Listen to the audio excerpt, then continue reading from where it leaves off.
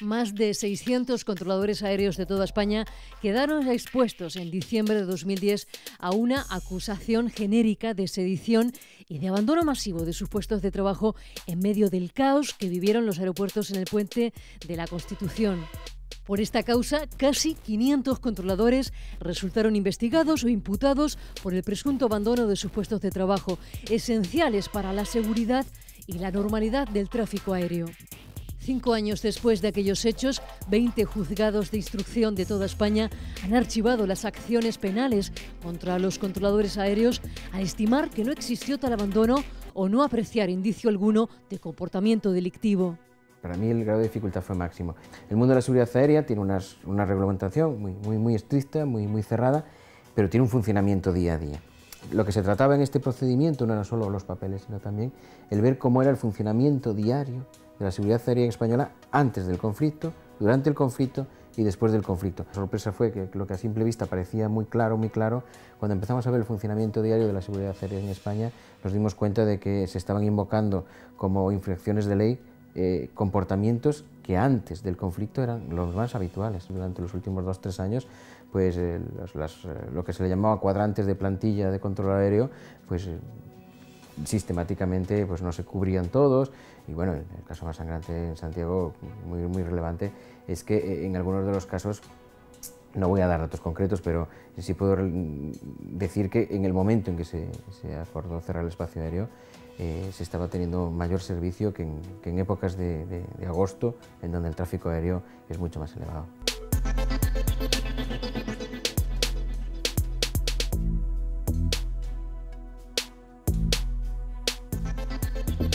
Lo que nosotros detectamos y que está explicado en el auto es eso, es decir, la misma situación hubiera llevado al cerrar el espacio aéreo de Galicia en el mes de agosto, en el mes de julio, al menos unas 5 o 6 veces ese mismo año, antes de que el conflicto hubiera surgido. Había un cumplimiento de la norma, pero había un cumplimiento formal de la norma. Materialmente no se cumplía, es decir, se rellenaba la plantilla con 5 nombres, de los cuales algunos ya se sabía que no iba a acudir. Si partimos de esa situación y esa situación no cambia, no tenemos por qué adoptar una decisión tan drástica como impedir que de repente todos los españoles que están en un aeropuerto puedan ver.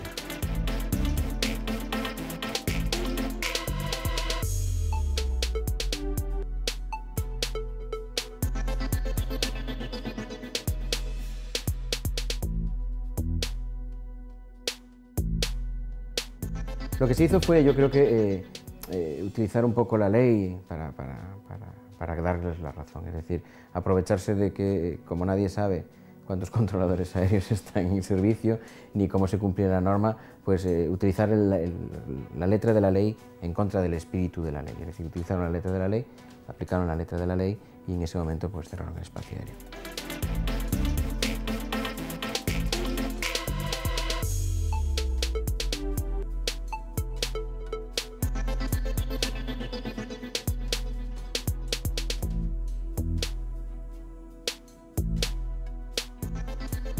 Creo que había un mayor cumplimiento o un mayor respeto hacia la ley en las interpretaciones de los controladores aéreos. También el Tribunal Supremo dictó en 2014 un auto que negaba la existencia de una actuación conjunta y concertada por parte de los controladores, la causa que supuestamente había sembrado el caos en los aeropuertos españoles. Este auto del Supremo incluso calificó de conclusión aventurada y carente de todo soporte probatorio la hipótesis de una acción conjunta de los controladores en forma de abandono masivo. Fue un gran error del gobierno de Zapatero, quizás fue el punto de inflexión también del gobierno de Zapatero hacia su final, ¿no? Empezó con un gran prejuicio, en relación a los controladores aéreos, basado en una profesión de privilegio, sin tener en cuenta las causas de esa situación. Continuó con una escalada autoritaria por parte del Ministerio de Fomento, al margen del convenio, imposición de horas, luego prácticamente pues, el cierre del espacio aéreo en Galicia, el cierre general del espacio aéreo, la militarización, y finalmente terminó en, yo creo que un verdadero despropósito, que ha sido bueno, pues la gestión en materia de control aéreo, dando una alternativa que finalmente no ha sido, ¿no? Al final, esa propuesta de una alternativa supuestamente más eficiente, basada en la Universidad Camilo José Cela y en un nuevo tipo de control aéreo, prácticamente no ha tenido lugar. Estamos en la misma situación que estábamos en el año 2010 y no se ha cambiado nada, es decir, que en cualquier momento podría darse una circunstancia similar. Yo espero que la respuesta no sea otra vez una respuesta llena de prejuicios, llena de autoritarismo y un gran error. En la primera hora de la tarde del viernes día 3, la generalidad de los controladores incorporados en el turno de la tarde abandonó sus puestos de trabajo, alegando insuficiencia de facultades, todos al mismo tiempo.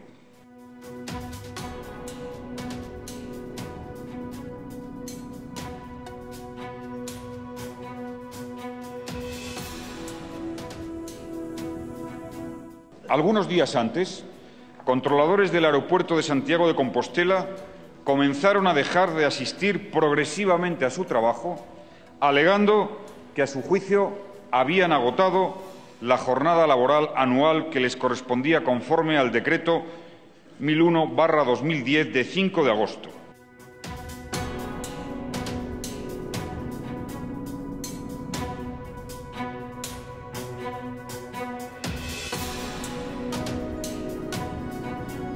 Reitero, señorías, ante el riesgo de que la actitud, el conflicto conocido en Santiago y en Canarias, no fuese sino la primera expresión de algo más grave llamado a generalizarse.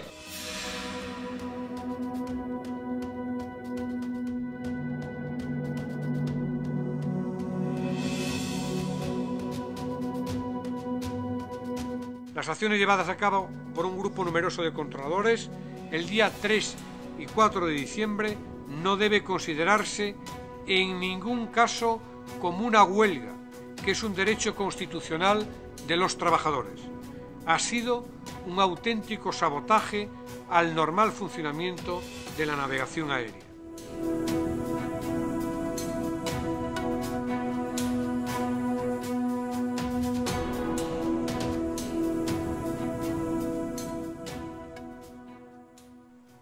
Los controladores no pueden abandonar las torres de control en pleno tráfico, igual que los médicos no abandonan los quirófanos en plena operación.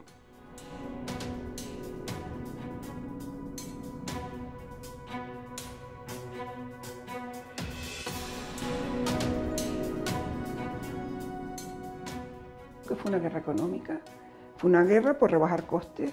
Luego los acontecimientos que han sucedido después del año 2010, también tal vez esta tesis la reafirma, porque ahí había un proyecto, que no lo hizo el anterior gobierno, de privatizar AENA. Y esa privatización, si hubiera sido del 100% como proponía ese colectivo, tenía que tener un abaratamiento de coste brutal, y el colectivo más caro de AENA eran los controladores. Lo que se les vino a decir a los diputados es que estábamos en aquellas condiciones porque una profesión había organizado su salario y su situación de privilegio dentro de AENA, ¿no? Y de alguna manera había que acabar con esa situación de privilegio que venía del pasado y que en una sociedad moderna no podía darse, ¿no? A partir de ese prejuicio que compartieron prácticamente todos los grupos parlamentarios, salvo alguno muy concreto, entre ellos el nuestro, a partir de ahí fue que se produjo la comprensión o digamos la no beligerancia frente a las medidas posteriores, ¿no? Frente al cierre del espacio aéreo, frente a la imposición al convenio, el nuevo horario, etcétera, etcétera. Y me inquietó que, basándose en que un colectivo tenía buenos salarios, o bueno, salarios que estaban muy por encima de la media del conjunto del país, se pudiera adoptar cualquier medida contra ellos, ¿no?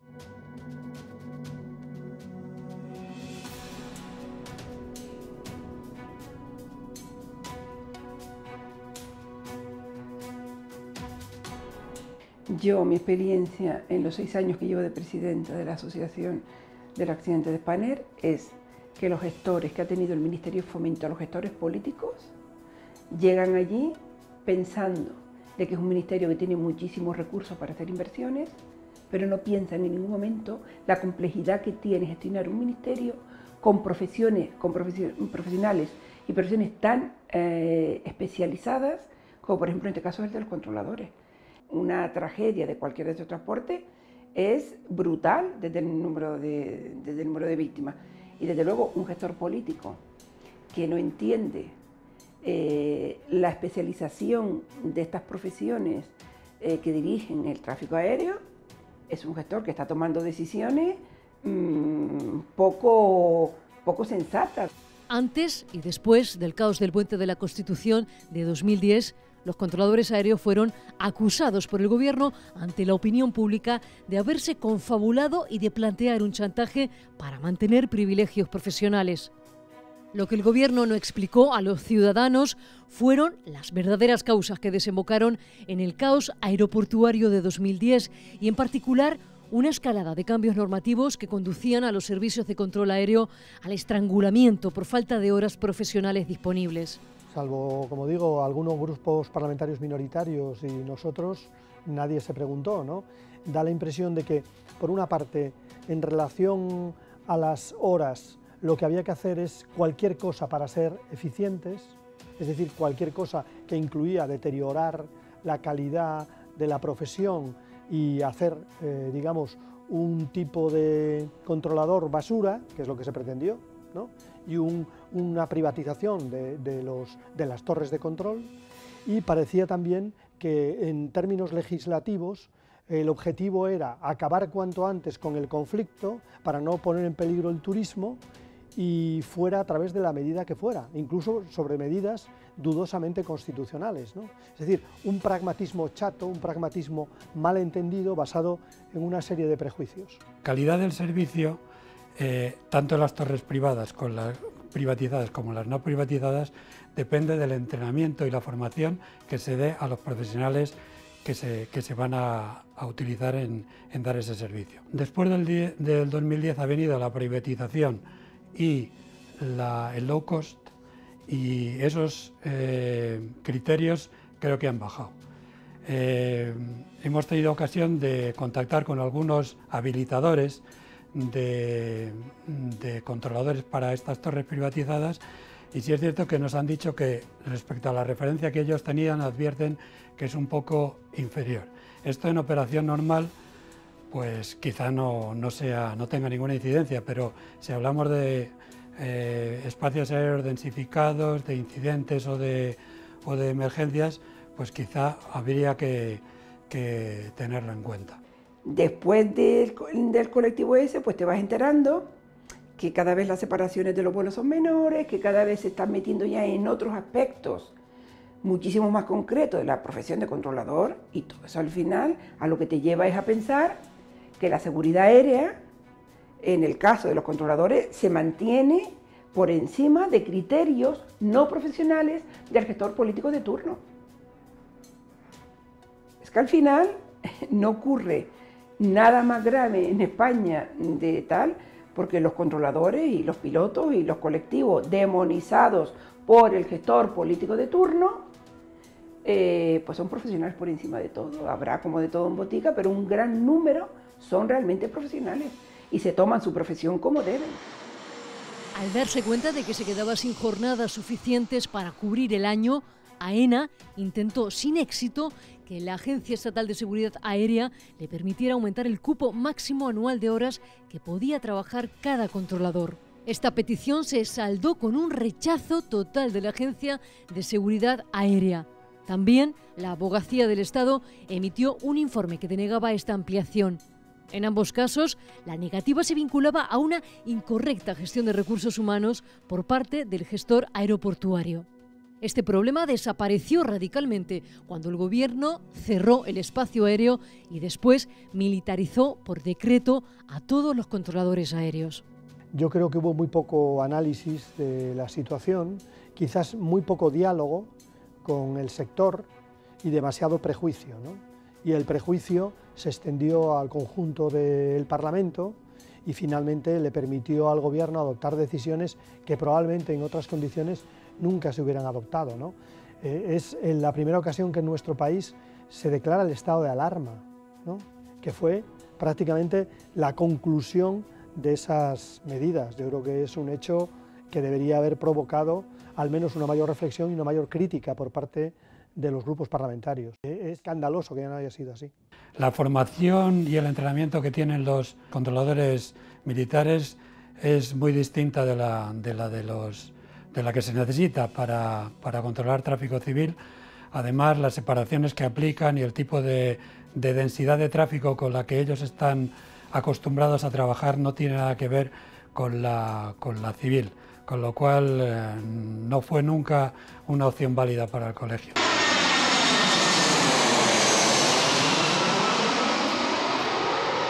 Esa guerra dejó heridas y dejó secuelas.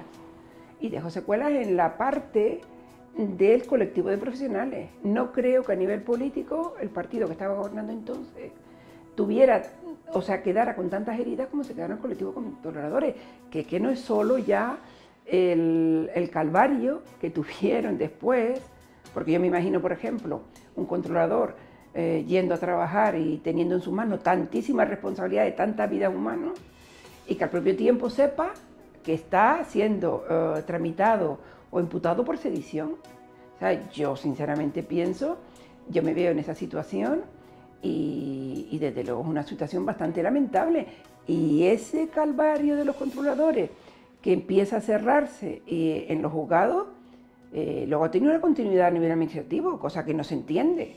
No se entiende que una vez que la mayoría de los juzgados dicen que no abandonaron el lugar de trabajo, que luego a los de Barcelona se le abran 61 expedientes administrativos, que afortunadamente parece que los han cerrado. La idea de un abandono conjunto y deliberado también ha sido desmantelada por varios juzgados de lo social. Así, en Barcelona, varias sentencias han anulado medidas disciplinarias y suspensiones de empleo y sueldo impuestas a varios controladores, al considerar probado que no se ausentaron de sus puestos de trabajo. Esos archivos de los que usted me habla, que son más de 20, son de aquellas que finalmente acabaron en un juzgado. Repito, hubieron muchas otras que ni siquiera fueron antes ya al juzgado. De esas que llegaron al juzgado, todos esos juzgados han llegado al convencimiento, los jueces de instrucción, que el teórico abandono masivo del que se citaba y del que se les acusaba no se produjo en ningún momento. Es más, cualquiera de los que ha conocido el procedimiento y que ha tomado realmente información de lo que aconteció, ha podido apreciar que no solamente no hubo un abandono, sino que realmente los controladores estuvieron prestando el servicio de una manera continuada y además en una situación precaria como consecuencia de la descoordinación que se provocó en aquellas fechas por parte de quien tenía encomendada la dirección de la navegación aérea. Lo más curioso de todo es que yo tenía que trabajar ese día por la mañana, pero el día anterior tenía una reunión en París sobre el proyecto SESAR, el proyecto de investigación y desarrollo que está patrocinando la Unión Europea para desarrollar el sistema de navegación aérea. Y previendo que iba a llegar tarde por la noche, decidí cambiar el turno, ir a trabajar por la tarde. Y eso hizo que el día 3 por la tarde me encontrara allí y por lo tanto que resultara imputado, como yo creo que el 90% de los controladores que trabajaron el día 3 por la tarde. El 3 de diciembre de 2010, miles de ciudadanos quedaron atrapados en los aeropuertos tras la decisión unilateral de AENA de imponer primero reducciones parciales y finalmente un cierre total del espacio aéreo en España. La gente trabajando normal y corriente y hasta las 4 y pico que no sé quién me llama, me dice vete a la oficina del jefe de sala que quieren hablar con vosotros. Y en la sala, en este despacho del jefe de sala, estaba el jefe de sala, estaba el jefe de división, el señor Almodóvar, el Novelles, el jefe regional, y también estaba Mónica Palacios, que se llama, jefa de operaciones del TMA. Ahí nos llega y directamente el señor Novelles dice que va a poner rate 0, que se va a ir regulando hasta poner rate 0, reduciendo capacidades de un 20%, así constantemente hasta llegar al rate 0, para dejar un sector en cada núcleo de ruta, que serían 2 y 1 del TMA. Nos quedamos todos así extrañados, miramos, pero es el máximo jefe de quien me lo está diciendo. Entonces digo, bueno, vale. Vuelvo a la sala y seguimos trabajando. Lo comento, la gente se queda así, pero seguimos trabajando. Empezamos a tener conocimiento de que se estaba empezando a cancelar vuelos por parte de las compañías aéreas, puesto que tenían información de que se iban a cerrar determinados sectores de espacio aéreo, y las informaciones que nos iban proporcionando los afiliados pues era que a lo mejor que les habían cancelado el vuelo, que no podían continuar volando. Las propias compañías eran las que, por las informaciones que iban recibiendo del gobierno, pues iban tomando ya decisión qué vuelos cancelar porque se podían haber visto afectados por ese cierre de espacio aéreo. Hay una unidad que se llama H24 horas, que es la que coordina todos los incidentes y la que controla y testea la red de navegación aérea. De una manera sorprendente, desde H24 horas, está documentado, 2 horas antes de que realmente se produjese aquel cierre del espacio aéreo que decidieron los dirigentes que correspondía tomar esa decisión, habían estado insistiendo a todos los aeropuertos que radiasen por los altavoces que comunicasen que se había cerrado el espacio aéreo. Ese hecho no se había producido, no era cierto. Lo único que hizo fue provocar un desconcierto en los usuarios, en las compañías aéreas e incluso el que algunos directores de aeropuerto, por escrito, se interesasen de por qué se tenía que radiar aquella noticia cuando ellos en sus dependencias, en sus aeropuertos, sabían que había normalidad. Y la explicación que se les dio es que esa era la instrucción que se había dado y no se razonó más. Fue una bola de nieve que no sabría decir si por impericia o por qué otra circunstancia se puso en marcha y esa bola de nieve se fue agrandando hasta que provocó el caos absoluto. Ayer se le veía nerviosos. Entraban y salían de la sala, se reunían en una oficina. Y a las 5 y 10, creo recordar, veo que el señor Almodóvar me llega a mí como supervisor del TMA y me dice, a partir de RAID 0, que no despegue nadie de Barajas. Así textual, a las 5 y 10 de la tarde. Y seguimos todos trabajando. Ya en televisión se comentaban que nos habíamos ido todos corriendo, abandono masivo, que nos habíamos desenchufado. Es más, un piloto llamó a una compañera mía desde Sevilla diciendo, oye, ¿qué estáis haciendo? Que no podemos pegar porque dice que aquí no hay nadie, que se habéis ido todos. Y estamos todos trabajando. Escuchabas a la gente que decía que nos estamos yendo, que los carteles del aeropuerto, que ante el abandono masivo, y es que era todo mentira. Pues el centro de control también dispone de una herramienta que se llama Palestra, es como la caja negra del centro de control. Esto acredita que en el momento en que los responsables del centro de control de Madrid toman la decisión de cerrar, habían 55 controladores como mínimo presentes, disponibles, operativos y trabajando. Una vez que ya se ha cerrado el espacio aéreo y que ha terminado esa toma de decisiones por parte de la empresa, concretamente las 17:48 horas locales, momento en que ya se han producido los cierres de la dependencia y de todos los sectores de Madrid, se han regulado, quedaron 3 sectores abiertos, pero se habían regulado, se había puesto el RAID 0, habían 52 controladores presentes, disponibles, operativos y en sus puestos de trabajo. Los aviones de larga distancia continuaron hacia su destino sin mayor incidencia, se les proporcionó el servicio de control aéreo establecido e incluso pues, la duración del vuelo fue menor, puesto que había menos aviones volando en el espacio aéreo. Las informaciones que recibimos nosotros de nuestros afiliados era que el servicio se estaba prestando con toda garantía de seguridad y que incluso pues, tenía más facilidades para llegar al destino. Hay un argumento redundante que se ha utilizado insistentemente para justificar que efectivamente pasó algo y se dice, ¿cómo puede ser que tantos controladores se pusieran malos el día 3 por la tarde? ¿O cómo puede ser que masivamente los controladores se pusieran enfermos el día 3 por la tarde? Bueno, pues ninguna de esas cosas son ciertas. Hay un dato que es objetivo. El día 3 por la tarde, desde Servicios Centrales de Recursos Humanos de AENA, se toma la decisión de repartir unos formularios. La hora en que se toma esa decisión son las 15:04 horas. Está identificada la persona y la instrucción. Se recuerda que se debe implementar ese procedimiento. Aquellos formularios lo único que indicaban era que consistían en una comunicación interna, ante la cual el controlador no debía hacer nada más que quedar pendiente de las instrucciones que le diese la empresa. Esa hojita se llama 34.4, para que lo sepa la gente. Mira, ya nos parecía curioso que al comenzar la tarde nos repartieran, el jefe y el señor Almodóvar nos repartió la hojita esa a todos. Ya de inicio es raro cuando estamos haciendo el relevo. O sea, que no viene a cuento porque nunca lo han hecho. ¿Por qué entregar el 34.4? Lo estuvieron repartiendo ahí para nosotros. A las 4 y pico no había entregado nadie el 34.4, el documento este. En ningún momento. Pues, creo que alguien en ruta, pues, se sentía realmente mal, pero estamos hablando de 80, 90 personas, se sentía mal y lo pidió, pero eso puede pasar cada día. O sea, eso no es nada extraño. Entre uno, pues, el supervisor de ruta lo ajustaría y no hay problema ninguno. Ahí a las 4 de la tarde no entregó nadie.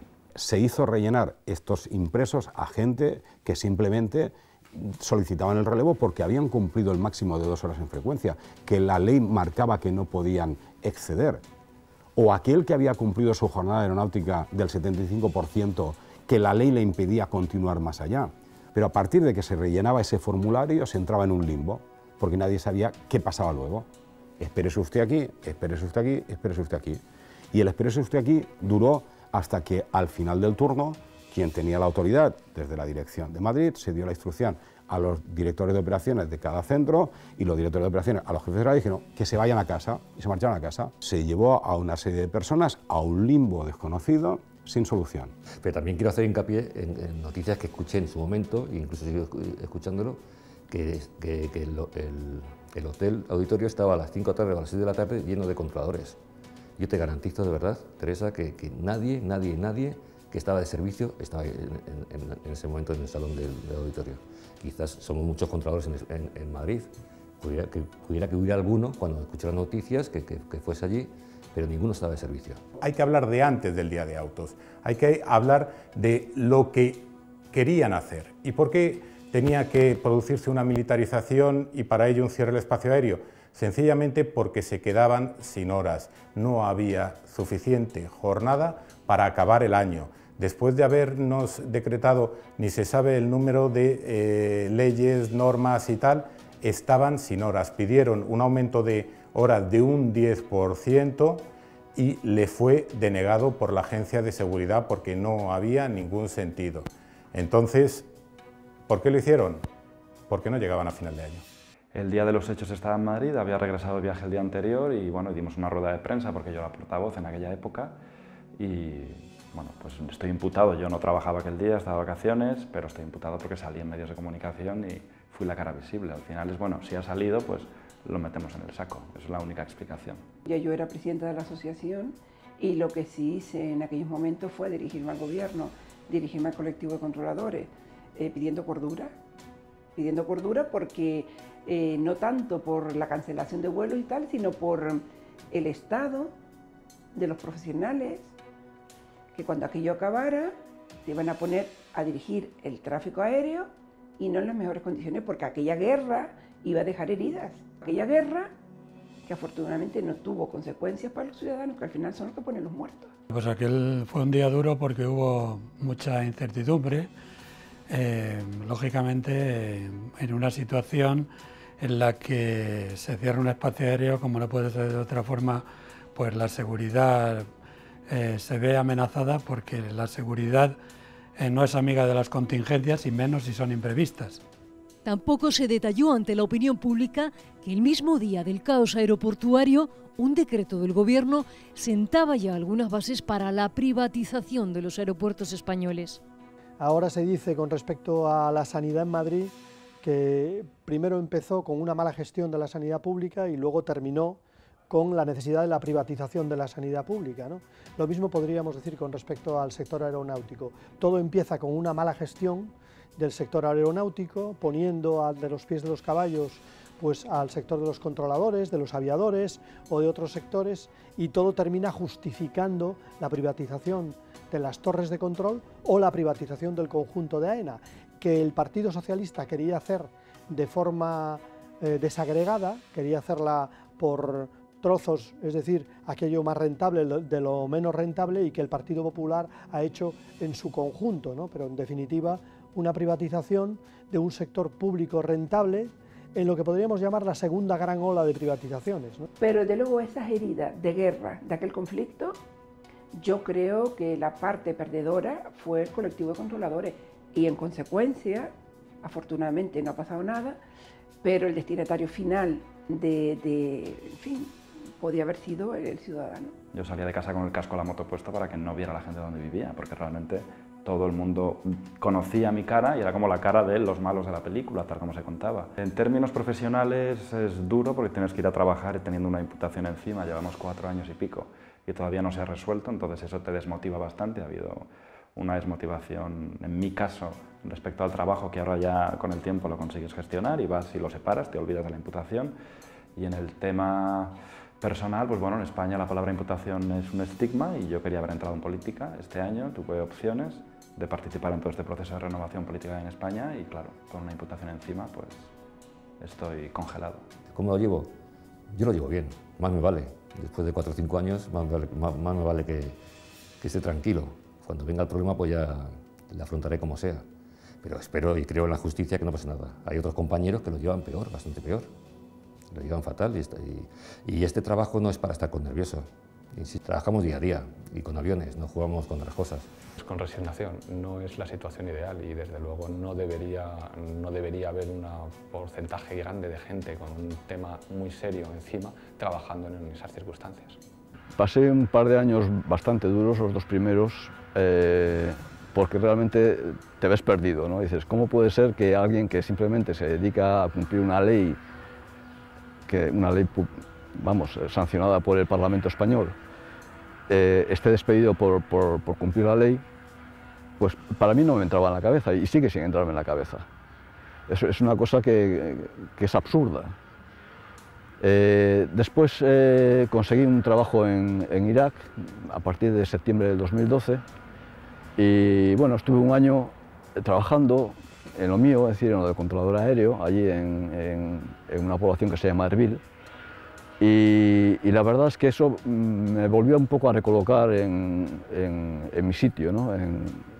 A apreciarme como realmente era, ¿no? Que yo no creo que me haya equivocado en ningún momento al cumplir la ley.